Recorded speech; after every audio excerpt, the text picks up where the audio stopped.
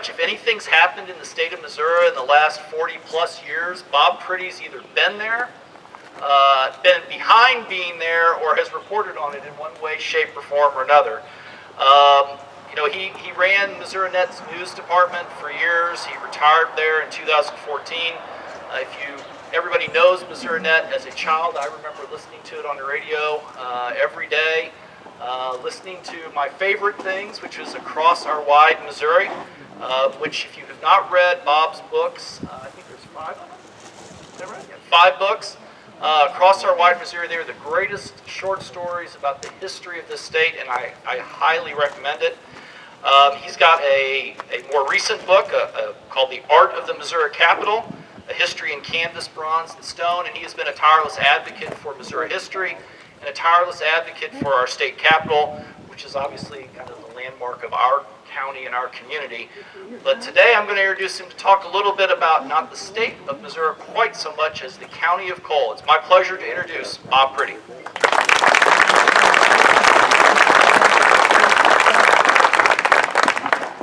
Well, thank you. It's great to be here to celebrate the 200th anniversary of Cole County. I was thinking the other day about these silver souvenir coins that are going to be available or are available, or even the bronze ones. These are the more expensive ones.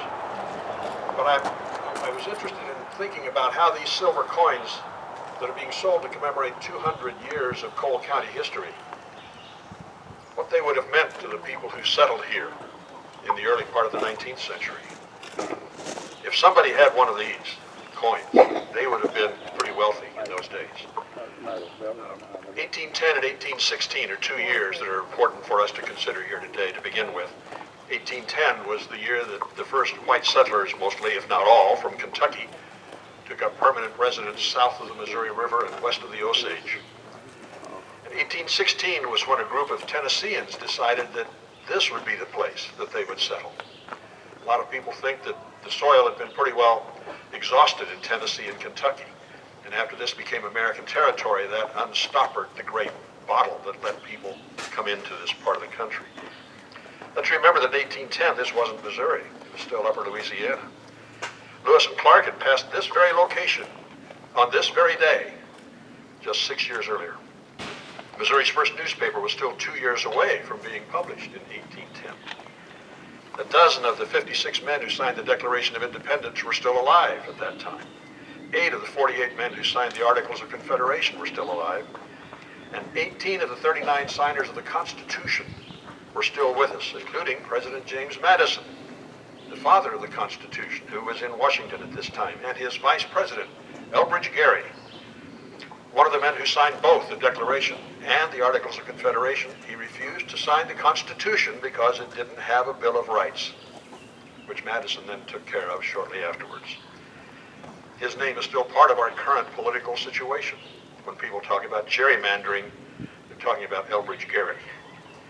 6 years later, when the first settlers came here, arriving in what would be Cole County, there were still a half dozen signers of the Declaration and 4 signers of the Articles and 12 signers of the Constitution still drawing breath. Missouri's first bank did not open until the year the Tennesseans arrived here. The history of banking in Missouri tells us that in those days, at one time or another, monetary value was measured in such exotic currencies as beeswax and whiskey and needles and potash and maple sugar and salt, wood, feathers, bear's oil, venison, fish, and lead. For a time in 1805, it became legal, for want of a better medium in Missouri, to pay our taxes in shaven deer skins at the rate of 3 skins to $1. Today, we have a coin that many will take home, I hope, as a souvenir. In 1810 and 1816, a person with a coin like that would be considered incredibly wealthy, although he or she might have trouble figuring out where to spend it. For us, it's a souvenir. But it's not just that. It's a symbol of the distance between them and us, between their time and our time, between the settlers of this region and those of us who meet today to celebrate their presence here, and we honor them. We can no more truly grasp what life was like here at Marion in 1816 than people like John English or John Glazebrook or Dan McKenzie could imagine the life that we have now. The silver coin, the bronze commemorative version of it that we take home today should remind us of what remarkable people they were, and remind us that everything we have as a county right now, everything we have, began with those people in 1810 and 1816 who came here with courage and with hope and not a whole lot else. This was dangerous land when a family named Cole became the first white settlers west of the Osage River and south of the Missouri before the War of 1812. A few years after the war ended and treaties with the Indians made the Missouri frontier safer, several brave people from Tennessee made the long, long trip to this area. There were no roads. If there were maps, they were sketchy maps. But there was a future. There was an opportunity for a new life here. There was open land. They arrived here knowing that whatever lay ahead of them would be made with their own hands and their own wills. We know the names of many who were the first to arrive here, the first to believe that this part of what would become the state of Missouri was a place to put down roots. John English and his 4 sons, Henry McKinney, who had 3 sons, James Miller and 5 boys, James Fulkerson with 3 sons, David Young with 3 more, John Mulkey with 4 boys, Martin Gooch with 2, John Harmon and 1 son, joined by Joshua Chambers with 2 sons. The early histories that we have seen, unfortunately, do not mention wives. But be assured that those 27 sons, mentioned with their fathers, had mothers too, and undoubtedly had some sisters. Women who shared the risks, the tough overland journey, and the work at establishing new homes. There also are others who undoubtedly came along with some of those settlers from Kentucky and Tennessee, slaves. We don't know how many, but slavery did exist in Missouri for about 80 years in the 18th century, and certainly existed when southern settlers pushed into this part of our state in the first 2 decades of the 19th. Missouri did adopt a slave code in 1804 and retained it in its first constitution. Census records show 637 slaves in Cooper County in 1820. This was part of Cooper County at that time. The census would have been taken before Cole County came into existence, so some of the slaves undoubtedly were here. It was a tough time, though. The Constitution provided that those 637 slaves would only count each one of them as 3/5 of a person when it came to apportionment. We do know that Hannah and William Temple Cole owned 2 slaves when they came out here in 1810. So it's important in the troubled times in which we begin this bicentennial celebration that we acknowledge that black lives as well as white lives mattered in the founding of Cole County and the founding of this town. What we know is Cole County was once part of St. Louis County. It became part of Howard County in 1815 and 1818. It was part of Cooper County.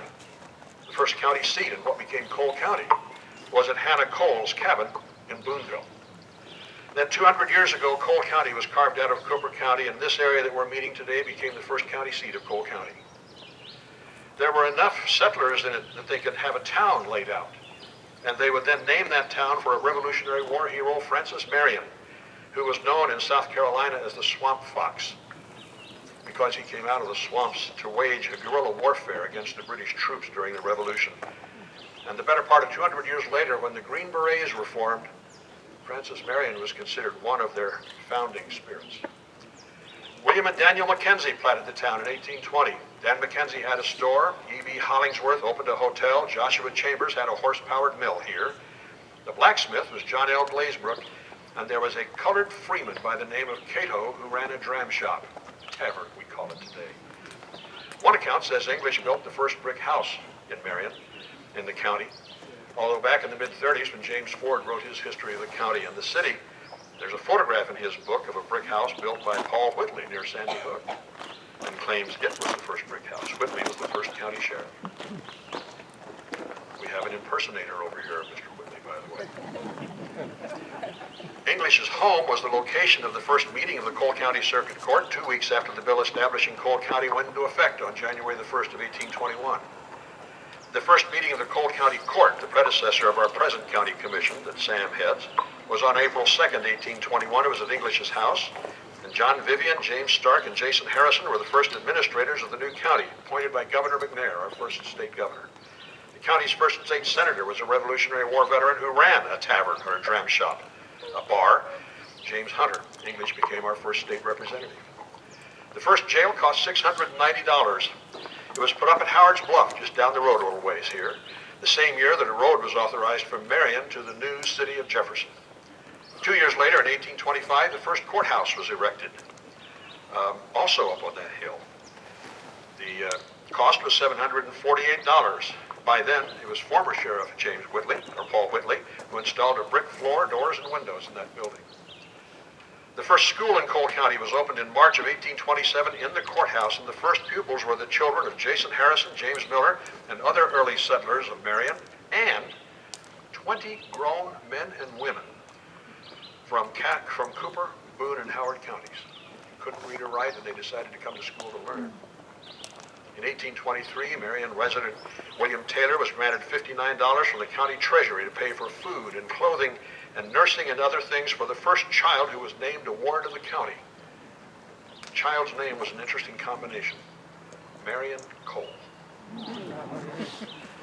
Many of the early settlers of this area were Baptists, but the county did not have its first church until the Sardis Meeting House was assembled in 1827, the forerunner of the Baptist Church in Elston, about 7 or 8 miles away. Jason Harrison, a member of the First County Commission, whose children were the first school pupils to meet in the courthouse, was the church clerk at the old Sardis Meeting House. 1837 Gazetteer, a book which describes geography and physical features and social makeup of places, reported that the only business in the wholesale and retail line there was carried on by a single concern. This was the commission and forwarding house of Raccoon Possum and Company. The Gazetteer suggests this business, or maybe the rough country in some places, might have led some people to refer to Cole County as Varmint County. The Howard's Bluff area was one of 3 locations considered as the location for the permanent state capital. But because there were Tennesseans here already, and there wasn't enough land available that hadn't been exposed to public sale, this site failed to be the location of the capital. An act approved in January of 1829 provided for the movement of the county seat from here to the city of Jefferson. The last meeting of the county court here was February 3rd, and the next time the county court met, it was March 30th at John Gordon's house in the city of Jefferson. Now, we could have waited until November 16th for this celebration, because that's the day the legislature passed the bill creating Cole County. Or we could have waited until January the 1st, because that's when that bill went into effect. But those probably wouldn't be the nice days we have now. Less humid, perhaps, but not nearly as nice. Dates on calendars are important in telling the story of Cole County, and a community, and of a state, and a nation for that matter. I'm going to spend some time today talking about dates and the confusion they cause in the telling the story of a family for which our county is named, and the naming of our county. After I was asked to speak at this event, I decided I would try to find out a little bit more about Stephen Cole, the man for whom our county, we have been saying for many, many years, was named. We don't know much more about him other than the fact that he was a pioneer and Indian fighter. So what more is there to Stephen Cole? And in the process of learning about Stephen Cole, 2 dates are important: July 20th, and 1810, and February 20th, 1810. The popular history of Howard and Cooper counties points to February 20th, 1810, as the time when settlement of this part of Missouri took root. On that day, a wagon train led by Benjamin Cooper arrived in Howard County. Members of Cooper's party built a fort, while 17 members of a family named Cole decided to cross the icy Missouri River and make their home on the bluffs overlooking the river bottom of Howard County. Hannah Cole, a widow with her 9 children, her brother-in-law Stephen with his wife and 5 children, and settled in the area that became Booneville, the first white settlers south of the Missouri River and west of the Osage. Hannah Cole became a widow when Indians killed her husband on July 20th, 1810. This circumstance has been overlooked by a lot of people who've been telling the story of mid-Missouri settlement for a long time. In case you missed it, let me run through it again. The Cooper-Cole immigrant train moved from Luter Island settlement in Montgomery County about 100 miles to the river bottom of Howard County, arriving on February 20th, 1810. The group included the widow Hannah Cole and her 9 children. Remember that date, February 20th. Hannah Cole became a widow on July 20th of 1810. according to popular stories. The often cited historical record has the widow settling in the future town of Boonville 7 months before she became a widow. Something's wrong here. What's the truth? Well, the search for that truth has been a bewildering experience. And finding that truth is going to change Cole County's history as of today, and could lead to reconsideration of small parts of the histories of Cooper, Howard, Audrain, and Montgomery counties too. One of these dates has to be wrong. The accounts of the event that made Hannah Cole a widow generally agree. The Coles and the Coopers were part of a settlement on Luther Island, a piece of land in Montgomery County at the mouth of the Luther River, just across from from Herman, when some Potawatomi Indians stole some horses from the settlement. 6 men went off in pursuit of the Indians. They saw the Indians in the distance and planned to continue pursuing them and recovering the horses the next day. They pitched camp, and then during the night, the Indians struck. They killed William Temple Cole, Hannah's husband, Larshall Brown, Abraham Patton, and Cornelius Gooch. James Murdoch hid out and was not hurt. Stephen Cole attacked the Indians, killed 3 of them, wounded a 4th, and then took refuge in the dark forest, seriously wounded. It took him 3 days to get back to Luther Island. And that's the thumbnail description of that event. But when did that event happen? We've come across 11 accounts of that event that offer dates from about 1806 or 7 to the summer of 1812. In fact, the 1884 history of Audrain County just says it is a fact that in the summer of 1812, James Murdoch, Temple and Stephen Cole, James Patton and John Gooch went in pursuit of a party of Indians who had stolen some horses. We have 2 oral histories from members of the Cole family, one from Samuel Cole, one of the sons of Hannah and Temple. In the Howard and Cooper County history, published in 1884, he recalls that they crossed the river, which was full of ice. We halted our team where Old Franklin was built afterwards and came over the river in a pirogue, leaving our wagon on the other side and swimming our teams. A pirogue is a hollowed-out log. In 1861, Frank Leslie's Illustrated Weekly newspaper published an account of the battle that made Hannah a widow, as given by James Cole, the oldest son of Stephen and Phoebe, that says the theft of horses, the pursuit and the attack happened in September of 1807. The actual fatal fight was about 2 o'clock in the morning of July 21st, 1810, or shortly after midnight on July 20th. The accepted version is July 20th. We first uncovered an account pointing to that approximate time in the August 2nd, 1810 edition of Missouri's first newspaper. It said the Indians butchered 4 of the men recently, according to an account the newspaper had received that week. So we nailed that down to July of 1810. And then in the compilation of territorial papers of the United States, we found the claims of Stephen Cole, Cornelius Gooch, William Temple Cole, Samuel Brown, Larshall Brown, and James Murdoch, or their representatives, for property of which they were robbed by the Potawatomi Indians in July of 1810. So that nails that down pretty well. So now we've confirmed that Hannah Cole became a widow 5 months after she supposedly went to Howard County. What do we do now with the February 1810 date? One writer, Margot McMillan from Fulton, says the move to Howard County was not until December of 1810, rather than February. And there are some other sources we'll mention later that suggest the same sort of thing. An important statement to all of this was made by Stephen in September 20th of 1810. He gave his deposition about the fatal attack. It begins, Stephen Cole, being duly sworn in his oath, saith that he resides at a settlement called Luther in the township of Fenshire Osage in the district of St. Charles. So we know he was still there in September of 1810. That he had not moved here.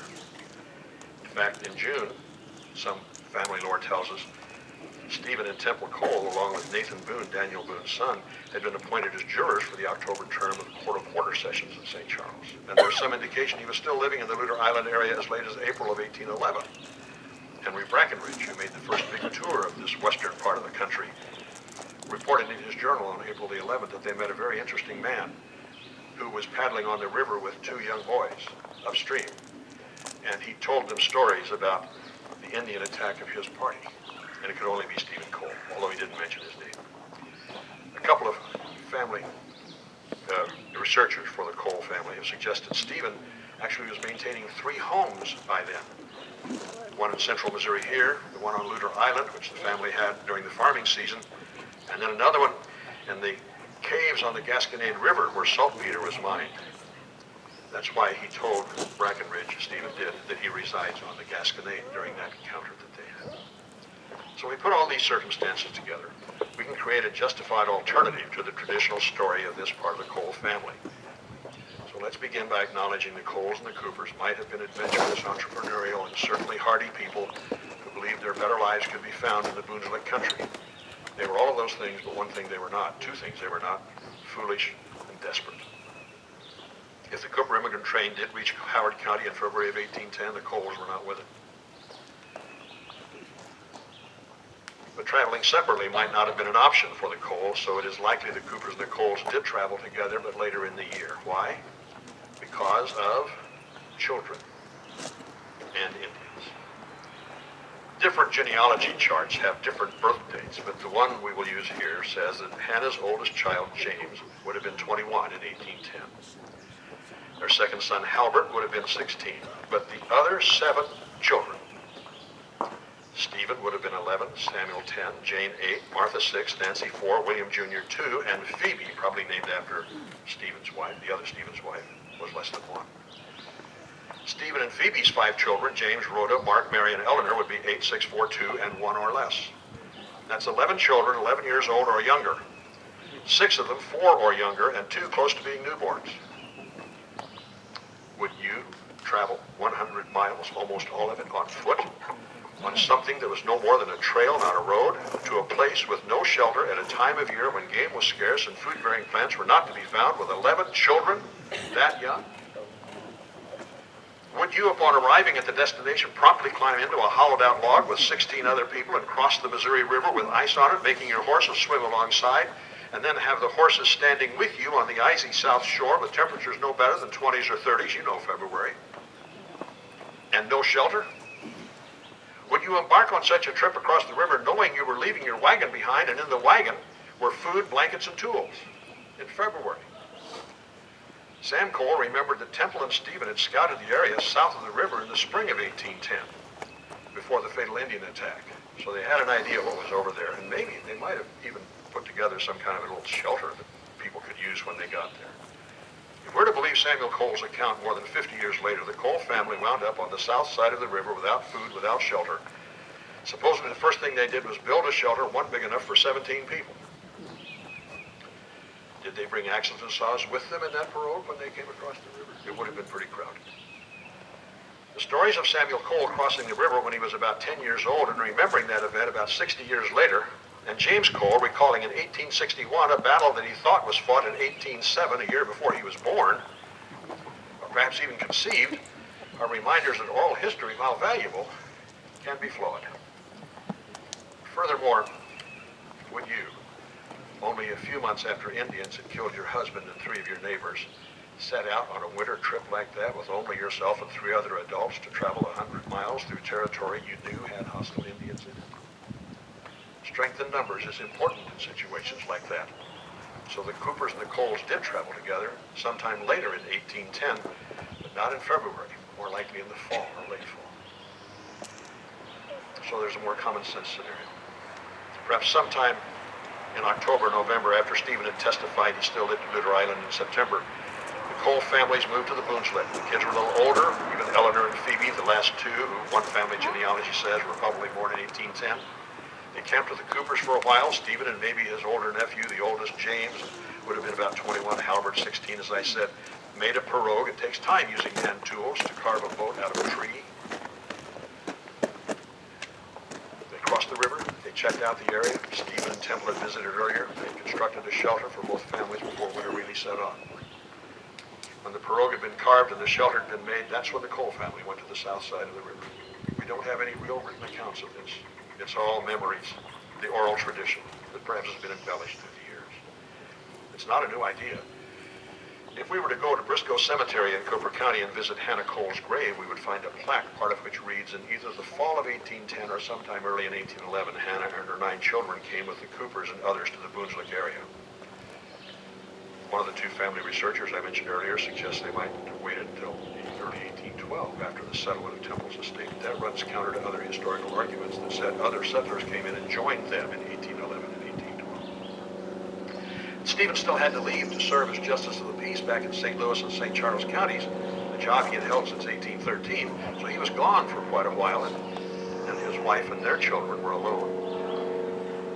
He was the administrator of Temple's estate, and in January of 1814, Hannah had Stephen ask a judge to name her the guardian of 5 of her children who were younger than 14, Jane, Martha, Ann, Eleanor, and William Temple Jr.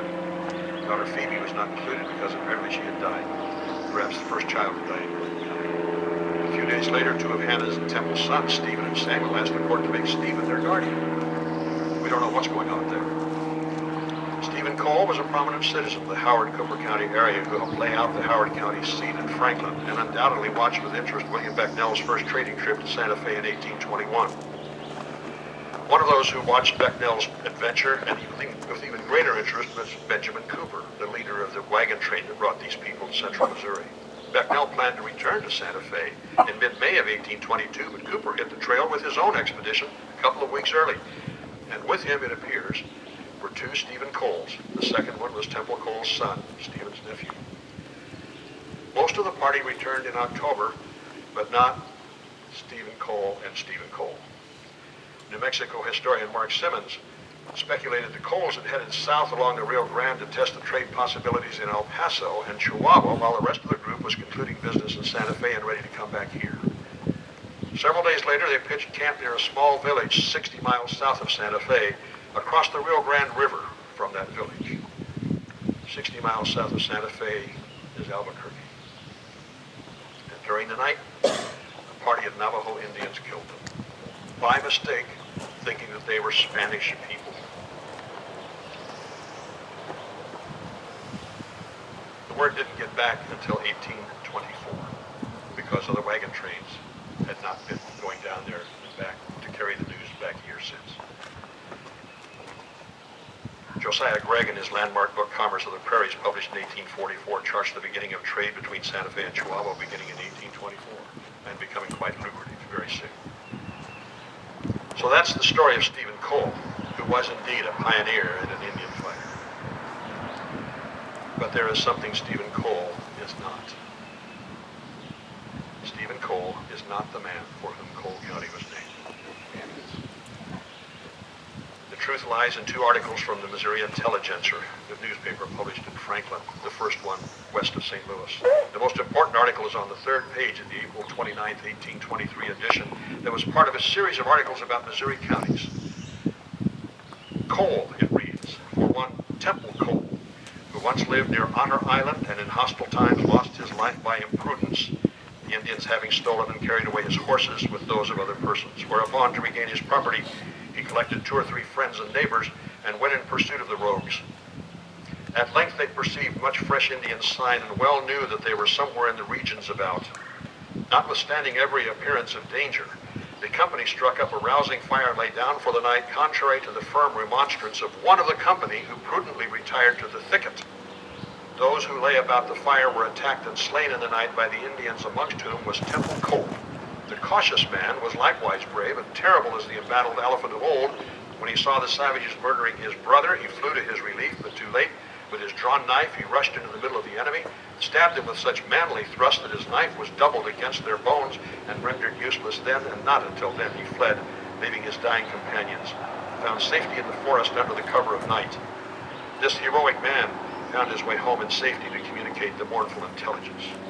There's an asterisk next to the word cautious man in the article that led to the bottom of the column where the heroic man was identified as Stephen Cole, still alive, whom God preserved many years. As I noted, this is April of 1823. The people back in Franklin had not received word that Stephen Cole had died sometime in August of 22. We have not located a specific official document saying Temple Cole is the right Cole, but several factors support the case in addition to the newspaper article. In 1825, Missouri had 28 counties. Only 5 of them were named for living people.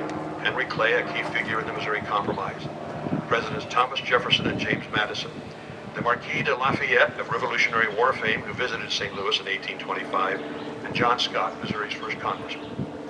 18 counties were named for dead people. Among them were Cooper County, named for Sarshall Cooper, who was killed by Indians in 1814 near Arrow Rock, and Callaway County named for James Callaway, who was killed by Indians, also because of imprudence. When Cole County was carved out of the eastern part of Cooper County, it was named for William Temple Cole, killed by Indians a few years before Callaway and Cooper were killed by Indians. The three counties near each other each bore the name of a central Missouri pioneer who was an Indian victim. Stephen had credentials as the leading citizen of Cooper County when Cole County was created in 1820. He was thought of well enough that he was one of 4 men chosen to lay out the streets and lots of Franklin in the fall of 1816. He became the deputy county surveyor of the new Cooper County, but he was nowhere near the stature of the 5 living men who were honored in those early days by having Missouri counties named for them. At that time, they were naming counties for people who'd been killed by Indians. And Temple Cole was that man. The clincher to the argument is an even earlier reference in the Intelligencer from January of 1823, slightly more than 2 years after our county was created, 3 months before the Intelligencer's description of the 1810 attack. This earlier article is about Cole County. It concludes with a description of Jefferson City more than 3 years from becoming the capital city, and it said Cole County was named for Temple Cole, who was killed by Indians. The chance to correct the Cole history slipped by unnoticed in March of 1966 when the Missouri Historical Review back cover tribute to Hannah Cole, one of the great women of Missouri history, had said, "She was left a widow with 9 children after the death of Temple. She and her children, joined by Stephen, his wife Phoebe, who was Hannah's sister, and their 5 children, sought safety farther west," it said. 10 families joined them in 1811. Indians became threatening in 1812. They built some forts. The article quotes says, Cole County was named for her husband, but it does not make the connection that her husband was Temple, not Stephen. We know quite a bit more about Stephen Cole than we know about his older brother, William Temple Cole, who was called Temple by his friends, largely a function of the fact that Stephen Cole outlived his brother by 12 years. The man for whom Cole County is really named was born, raised, and married in Virginia, as was his younger brother. The brothers and their wives, who were also sisters, named Allison, Phoebe Allison and Hannah Allison. They moved to Wayne County, Kentucky in 1805, and then to Lutter Island, sometimes that's French for Otter Island, in 1807. Stephen Cole did not give his name to this county. He is remembered a couple of other places in Missouri when Benton County was organized in January of 1835 out of parts of Pettis and Greene counties. 2 locations were named in honor of Stephen Cole, the community of Cole Camp, which began as a post office many years later. Supposedly he camped along the Cole, or the Cole, spelled with an A, river. Cole Township, one of the 4 original townships, also honors him.